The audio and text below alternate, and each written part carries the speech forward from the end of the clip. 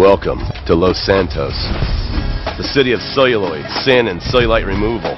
From dead starlets in Vinewood, to the gangbangers in Davis and Strawberry, and terracels in Chumash, to the drunken tourists in Del Perro Pier.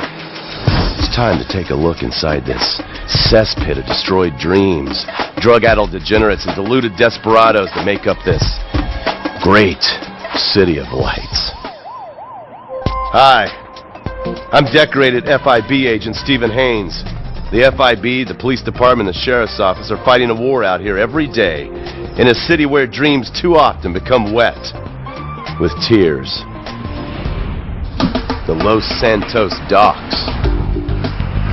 This is where it all begins. The second largest port in the world. The great orifice of American capitalism. Stuff coming in, garbage going out. And hidden in over 2 million containers a day, God only knows where. The cartels pay off some low-level schlub, and suddenly you've got military-grade weapons, badly cut crystal meth, and grade A yayo from Mexico flooding our streets. And once it hits the hood, it's anarchy, with a side of murder hold to fries. Or maybe the Chinese are slipping some of our high-security weapons systems in with their recycling, and we're giving up our national security for nothing? Who knows? Who cares? As long as the financial party continues, we'll just keep picking up the pieces. A word to the wise, kids. Never use PCP. It makes you want to punch cops or run around naked, and not necessarily always in that order. Most of the time, this illicit cargo makes it straight to the gangs. But sometimes an ordinary Joe lets go and loses his shit after a pipe or two of pleasure dust.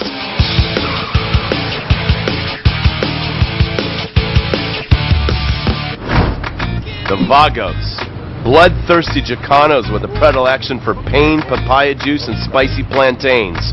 They're one of the largest Mexican street gangs in the city, with rumored connections to several major mafias. While half the battle out here is fought with guns, the other half is with informants.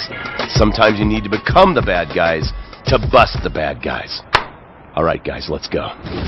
When the ballas and the families aren't shooting each other, they're selling the dope that the junkies are shooting into their veins.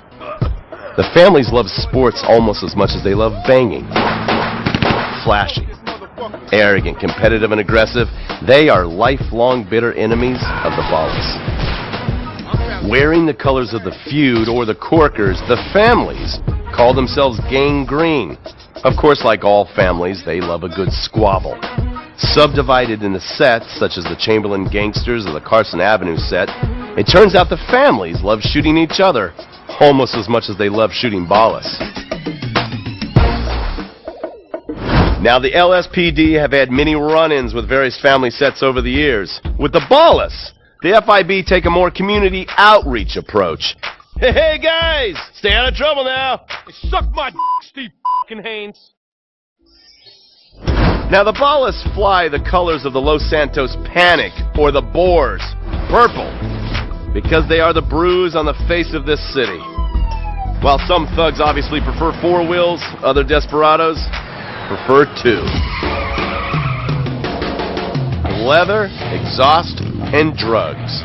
No, this isn't an exotic S&M party. These are one of the nation's toughest outlaw motorcycle gangs, the Lost.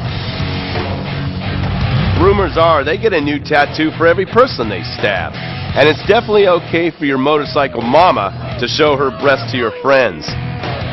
The FIB has been tracking the Lost for years. We've jumped from coast to coast and have spent more time in the Midwest than a tornado spotter. When they're not running meth, they're smoking it. Or so I hear, a dangerous new drug on the streets called toilet cleaner. And believe me, your toilet will be cleaned after you've smoked some of it. Of course, Vinewood being Vinewood, it's not all about leathery dudes trying to show off on their motorbikes or roided-up gangbangers stuck in some 90s time warp. This is the town that made mass murder into nostalgia.